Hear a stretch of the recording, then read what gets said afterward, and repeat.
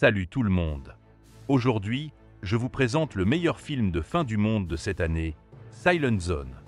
Il y a 10 ans, un virus mystérieux a infligé un coup presque dévastateur à l'humanité en l'espace de quelques mois. Depuis, une nouvelle espèce a atteint le sommet de la chaîne alimentaire. On les appelle les zombies. Ces monstres ont vu leur vitesse, leur force et leur endurance considérablement améliorées. Plus terrifiant encore, ils ont de l'intelligence, vivent en groupe et obéissent aux ordres.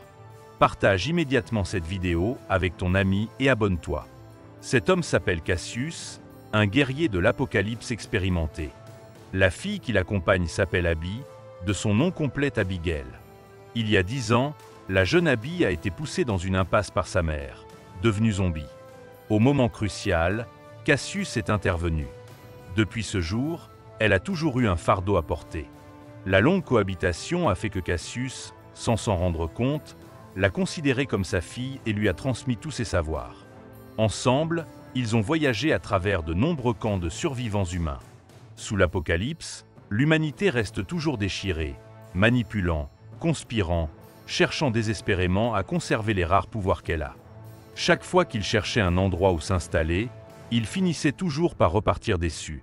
Finalement, ils ont décidé de se rendre sur une petite île au milieu de la mer pour y passer le reste de leur jour. Mais une nuit, un visiteur inattendu a pénétré leur camp. Bien que rapidement éliminé par Cassius, ce dernier savait que des zombies de la zone l'avaient repéré. Le corps sur le sol était celui du « tigre rouge » envoyé par les ennemis. Le lendemain matin, alors qu'ils se préparaient à partir, des coups de feu se sont fait entendre.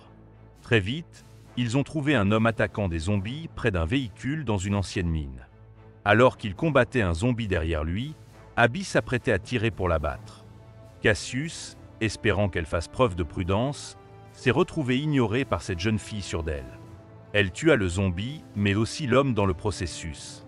À ce moment, Cassius savait que quoi qu'ils disent, rien ne pourrait réparer cette erreur. Ils s'approchèrent du véhicule, observant l'homme mourant. Cassius se sentit extrêmement désolé, mais leurs munitions étant précieuses, il dut utiliser un couteau pour le finir. Il prit aussi les bottes de l'homme, sachant qu'il ne pourrait plus les porter. Soudain, le radio du véhicule crépita, et ses compagnons cherchaient l'homme. La première réaction de Cassius fut de fuir. Bien que leurs intentions aient été bonnes, si Abby n'était pas intervenu, l'homme serait peut-être toujours en vie. Malheureusement, un adolescent rebelle se trouvait avec eux. Au moment où ils se disputaient, l'ennemi arriva, et voyant la scène, Abby se précipita vers lui. Cassius savait qu'ils étaient dans de gros ennuis. Face à une supériorité numérique et en puissance de feu, même Cassius savait que seule la mort les attendait. Bien qu'il tente de s'expliquer, les preuves étaient là. L'homme n'avait pas de morsure, juste des coups de couteau et de balles, et des bottes laissées par Cassius. Ils furent immédiatement étiquetés comme des bandits. L'un des hommes, furieux, leur lança « Je vais vous faire ce que nous faisons à chaque pourriture de ce genre. Je vais vous voler, vous briser les jambes et vous laisser pourrir ici. » Abby, furieuse, assomma l'homme qu'il avait sous-estimé. Une confrontation éclata à nouveau. C'est alors qu'une femme enceinte, Megan, sortit de la voiture. Étant sur le point d'accoucher, elle avait une grande autorité dans le groupe. Après ces paroles de persuasion, le groupe accepta d'écouter l'explication des deux voyageurs. Mais ce fut trop tard, et des hordes de zombies surgirent de toutes parts. Un instant de silence, puis les tirs et les hurlements envahirent l'air. Sous la direction d'une femme zombie, des dizaines d'ombres se précipitèrent vers le groupe. Cassius et Abby combattirent avec une grande coordination, abattant les zombies les uns après les autres. Mais d'autres survivants n'eurent pas cette chance. À mesure que les zombies se rapprochaient, l'avantage à distance des armes à feu se réduisit. Les survivants tombèrent un à un, tandis qu'une silhouette imposante apparut dans le champ de vision de Cassius, le roi des zombies. Voyant sa cruauté, Cassius réagit immédiatement en courant, ne voulant pas devenir le repas de ces monstres. Avant de partir, il élimina rapidement une zombie qui s'approchait, sans savoir que ce geste leur attirerait encore plus de danger.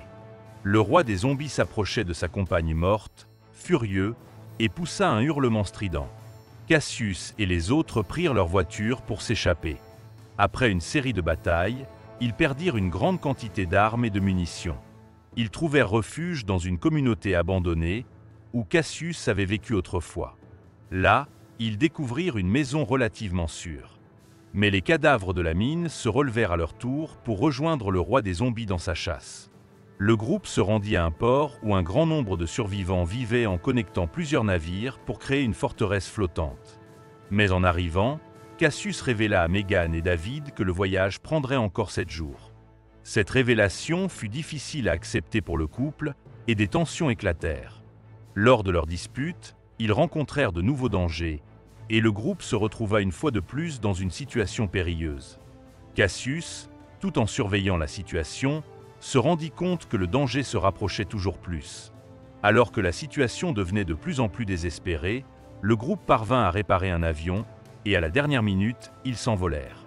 Cependant, le moteur cessa de fonctionner et l'avion s'écrasa.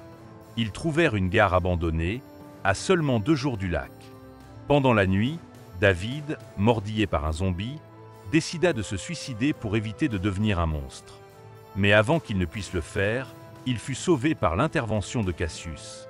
Le lendemain, après une bataille violente contre les zombies, les survivants se mirent à la recherche d'une issue, mais furent capturés par un scientifique fou qui avait créé un appareil permettant de contrôler les zombies. Après plusieurs essais, le scientifique utilisa la femme de David comme cobaye, la transformant en zombie pour tester ses recherches. Finalement, David se rebella, mais l'appareil de contrôle échoua. La situation tourna au chaos et ils fuirent. Le groupe chercha une dernière fois une échappatoire vers le port. Mais là, un dernier sacrifice fut nécessaire pour permettre aux autres de s'échapper. Dans un dernier acte de courage, David se sacrifia pour sauver sa femme. Un ultime affrontement eut lieu et Cassius, avec l'aide d'Abby, prit la décision finale, mettant fin à l'invasion des zombies.